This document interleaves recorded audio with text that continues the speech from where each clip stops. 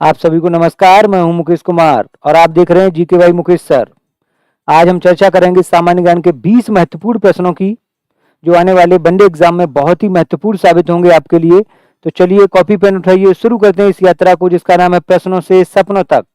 पहला प्रश्न है, वन नेशन वन इलेक्शन का प्रस्ताव किसने रखा? वन नेशन वन इलेक्शन का प्रस्ताव किसने रखा? ए सुप्रीम कोर्ट, बी चुनाव आयोग, सी भारत सरकार, डी राज्यसभा। अगर आप सच में जीएस सीखना चाहते हैं, पढ़ाई के प्रति सीरियस हैं, तो वीडियो को अंत तक देखिएगा। बहुत सारे नए प्रश्नों का समावेश किया है, बहुत सारी जानकारी मिलेगी आपको। और इस प्रश्न का सही जवाब है ऑप्शन सी, भारत सरकार। 1951 से 1967 तक लोकसभा और विधानसभा के चुनाव एक साथ होते थे, लेकिन 1969 में कुछ विधानसभाएं समय से पहले भंग हो गई, जिससे चक्र टूट गया। 1984 में कोशिश भी की गई, लेकिन वो कोशिश कामयाब नहीं हुई। अभी फिर भारत सरकार ने वर्तमान समय में रखा है प्रस्ताव। एम्स, अखिल भारतीय आयुर्विज्ञान संस्थान की स्थापना कब हुई? एम्स की स्थापना कब हुई? 1947, 1950, 1956, 1962। बताना इस प्रश्न का सही जवाब। वीडियो को अंत तक देखिएगा। मुझे यकीन, अगर आपने एक भी वीडियो अगर पूरा देखा तो आप जाके मेरे सारे वीडियो देखेंगे। इस श्रृंखला का ये 25वां वीडियो है। और इस प्रश्न का सही जवाब शायद आपने गैस नहीं कर पाया होगा। बिल्कुल सही जवाब है ऑप्शन सी, 1956। राज्य पुनर्गठन अधिनियम भी 1956 में आया था। नई दिल्ली में है ये एम्स, प्रतिष्ठित मेडिकल कॉलेज है भारत का। अगला प्रश्न है, 2025 तक एनडीए में कुल कितनी पार्टियां शामिल हैं? राष्ट्रीय जनतांत्रिक गठबंधन जो है एनडीए, इसमें कुल कितनी पार्टियां शामिल हैं अभी? 25, 31, 39, 45। बताना है आपको इस प्रश्न का सही जवाब कि बीजेपी ने कितने घटक दलों के साथ मिलकर सरकार बनाई है। ये है इस प्रश्न का मतलब, बताना है आपको। जैसे दो गठबंधन है ना, ये इंडिया गठबंधन और ये एनडीए गठबंधन। इंडिया में कितनी पार्टियां दिख रही होंगी, ऐसे ही ये पार्टी सत्ता में है, तो इसलिए यहाँ से प्रश्न है। और इस प्रश्न का सही जवाब है ऑप्शन सी, 39। ये मार्च 2025 तक का डाटा है। 39 राजनीतिक पार्टियां शामिल थी। जब ये सरकार बनी थी 2024 में, तब 41 पार्टियां शामिल थी इसमें। अकेले बीजेपी ने नहीं बनाई, इतनी पार्टियों ने मिलकर सरकार बनाई है। अगला प्रश्न है, शनि ग्रह का सबसे विशिष्ट लक्षण क्या है? शनि ग्रह का सबसे विशिष्ट लक्षण क्या है? बताना है आपको। ए, इसका लाल रंग, बी, इसके चंद्रमा, सी, इसके वलय, डी, इसका आकार। इस प्रश्न का सही जवाब गैस कर लिया आपने, बिल्कुल सही। सही जवाब है ऑप्शन सी, इसके वलय, रिंग्स। ठीक है, ये वलय बर्फ, धूल और चट्टानों के कारण बने होते हैं इस ग्रह के चारों ओर। अगला प्रश्न है, किस ग्रह पर ग्रेट रेड स्पॉट नामक एक विशाल तूफान है? इनमें से किस ग्रह पर ग्रेट रेड स्पॉट नामक एक विशाल तूफान है? ए शनि, बी मंगल, सी बृहस्पति, डी यूरेनस। बताना है आपको सही जवाब। सभी प्रश्न बहुत जरूरी हैं, गैस कर लिया होगा आपने। और इस प्रश्न का सही जवाब है option C, Jupiter. Great red spot एक विशाल चक्रवाती तूफान है जो बृहस्पति ग्रह पे पाया जाता है। तूफान लगभग 16,000 किलोमीटर चौड़ा है, यानी पृथ्वी से भी बड़ा है। कम से कम 350 सालों से सक्रिय है। इसका रंग लाल होने के कारण इसे रेड स्पॉट कहा जाता है।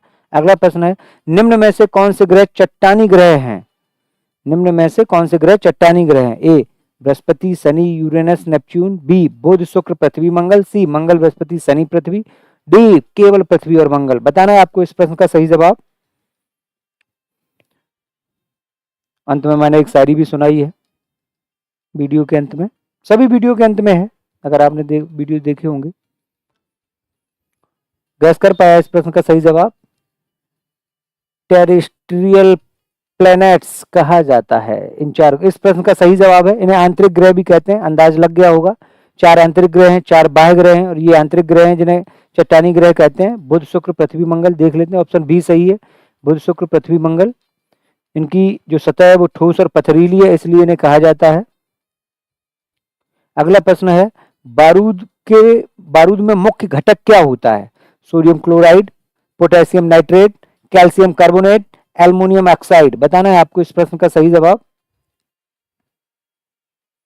अंदाज लगा कि नहीं लगा? चलिए, और इस प्रश्न का सही जवाब है option B, potassium nitrate. KNO3।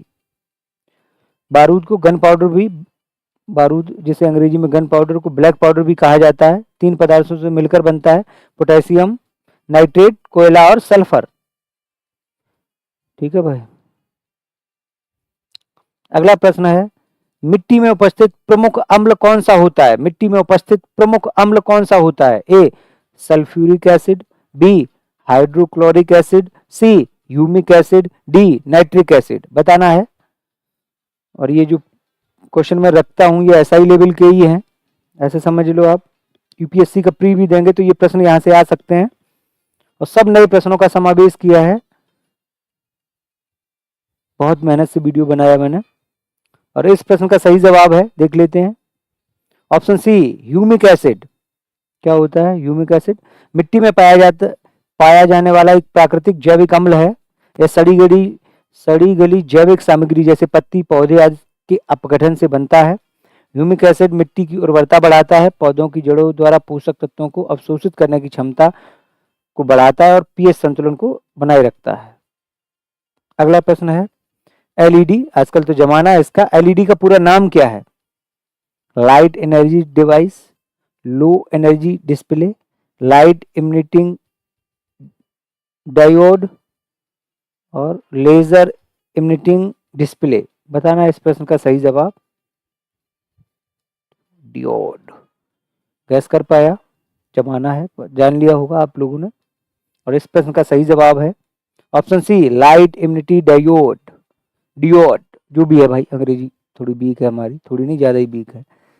LED एक सेमीकंडक्टर डिवाइस होता है जो जब उस पर विद्युत धारा प्रवाहित की जाती है तो ये प्रकाश उत्सर्जित करता है। LED बल्ब पारंपरिक बल्बों की तुलना में ज्यादा ऊर्जा कुशल होते हैं, लंबी आयु रखते हैं और गर्मी बहुत कम पैदा करते हैं।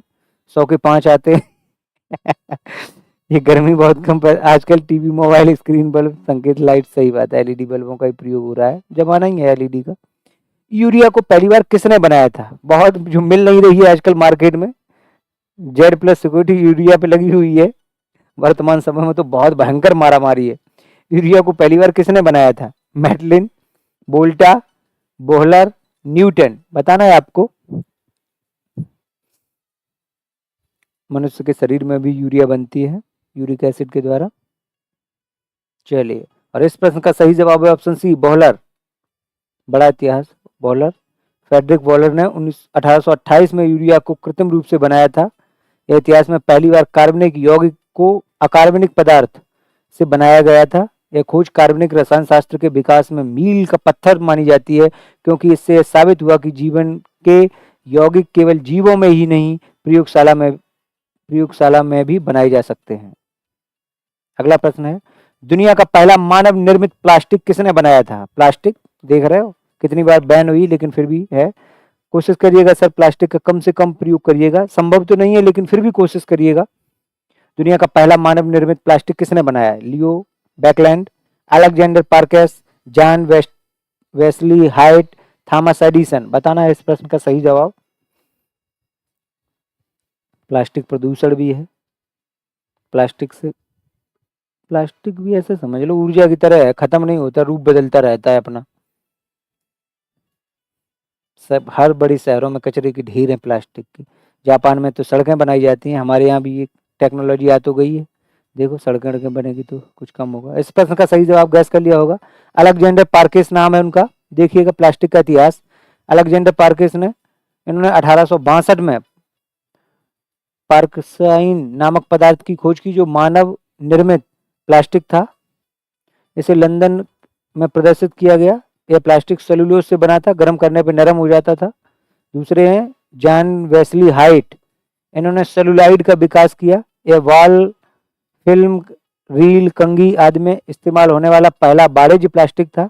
यह हाथी के दांत के विकल्प रूप में विकसित किया गया। तीसरे थे लियो बैकलैंड, इन्होंने 1907 में वैकलाइट की खोज की। यह पहला पूरी तरह से सिंथेटिक प्लास्टिक था। वैकलाइट गर्मी और बिजली का अच्छा रोधक था, इसलिए इसका उपयोग इलेक्ट्रॉनिक उपकरणों में, टेलीफोन, स्विच बोर्ड आदि में हुआ। ठीक है, ये प्लास्टिक की खोज करता, टाइम की बात है, देख लीजिएगा ये।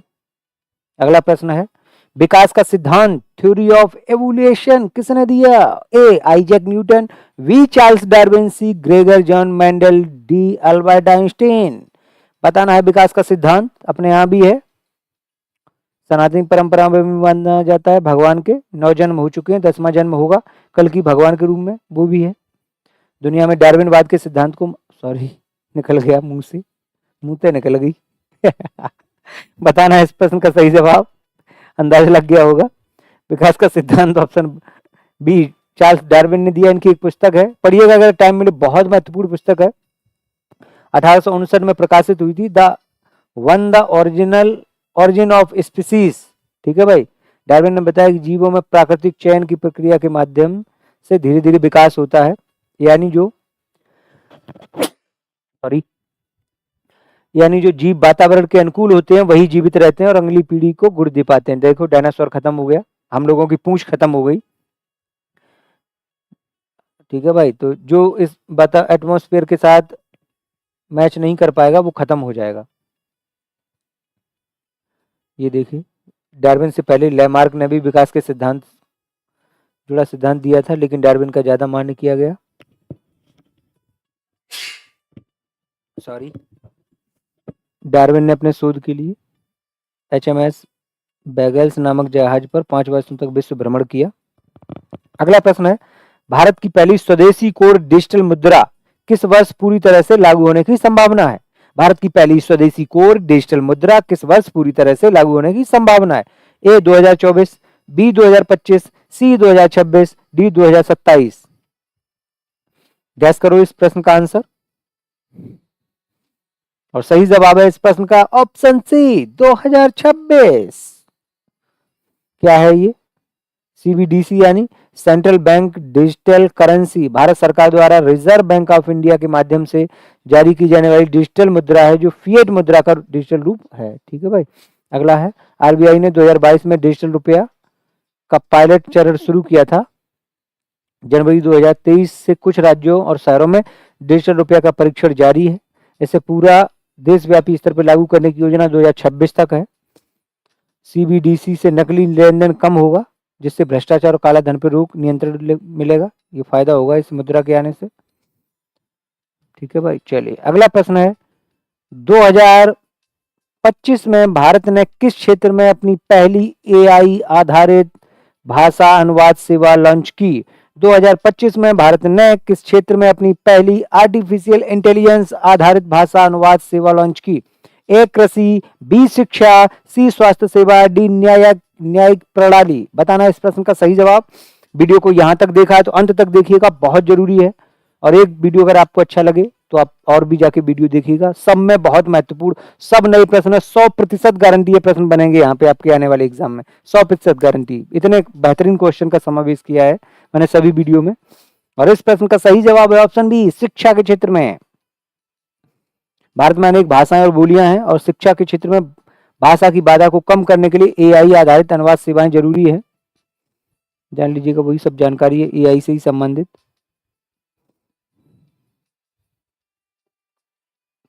अगला प्रश्न है, 2025 में भारत के किस शहर को पहली बार डिजिटल शहर के रूप में प्रमाणित किया गया? ये हाल ही में प्रश्न बना है, नया प्रश्न है। 2025 में भारत के किस शहर को पहली बार डिजिटल शहर के रूप में प्रमाणित किया गया है? ए पुणे, बी हैदराबाद, सी गुरुग्राम, डी चंडीगढ़। और इस प्रश्न का सही जवाब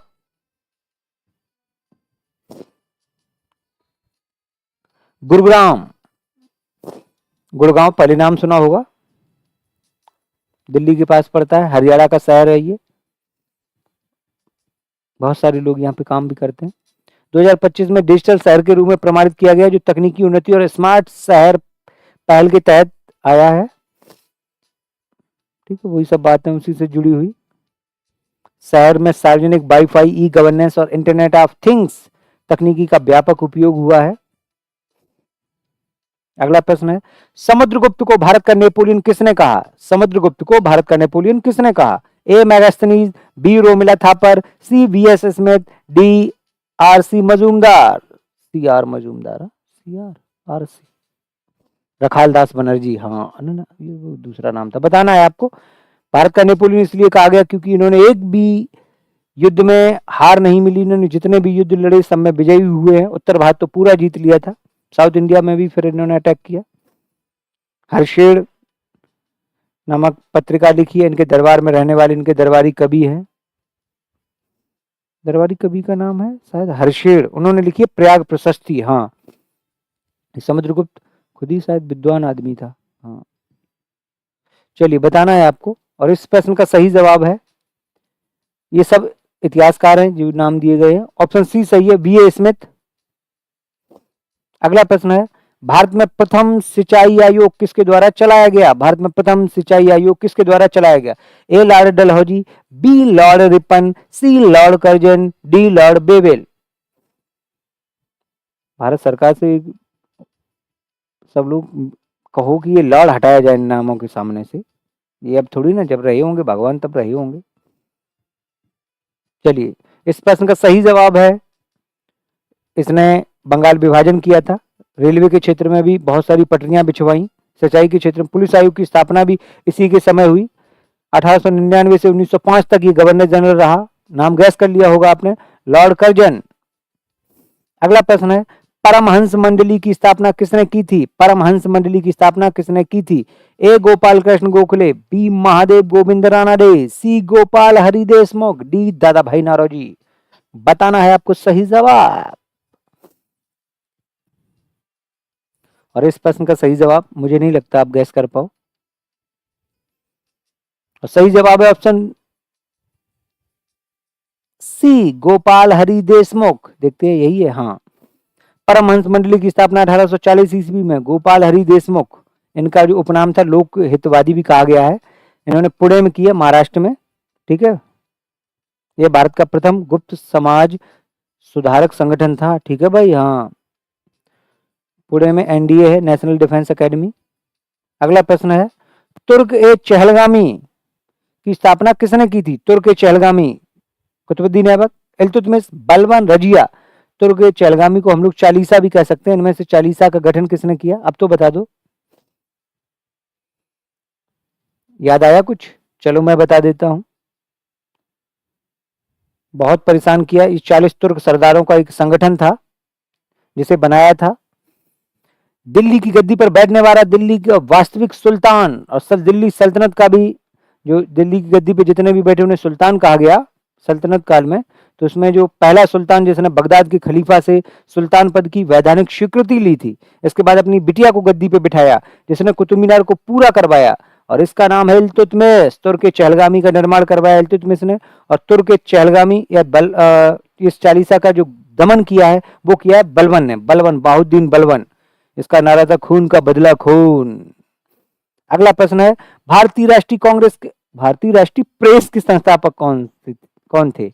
बताना है आपको। इंडियन नेशनल प्रेस के संस्थापक कौन थे? बाल गंगाधर तिलक, गोपाल कृष्ण गोखले, राजा राम मोहन राय, सुरेंद्र नाथ बनर्जी। बताना है आपको इस प्रश्न का सही जवाब। गैस कर पाए कि नहीं? इन्हें पुनर्जागरण का मसीहा कहा जाता है, आधुनिक पत्रकारिता का दूत कहा जाता है। आत्मीय सभा की स्थापना की, संवाद कौमुदी नामक पत्रिका निकाली, मिरातुल अखबार निकाला, ब्रह्म समाज की स्थापना की, और ये भारत में अंग्रेजी शिक्षा को बढ़ावा देने के लिए भी इन्होंने बड़ा प्रयास किया। इंग्लैंड से पढ़कर आए। विदेश जाने वाले पहले व्यक्ति अगर राजा राम मोहन राय हैं, तो विदेश जाने वाली पहली महिला का नाम आप हमें बताइएगा कमेंट्स में जरूर, और मुझे नहीं लगता आप गैस करके बता पाओ। अगले वीडियो में मैं बताऊंगा इस प्रश्न का सही जवाब, विदेश जाने वाली पहली महिला कौन सी थी। पहले व्यक्ति राजा राम मोहन राय, और इस प्रश्न का सही जवाब है राजा राम मोहन राय। ये कुछ लाइनें हैं।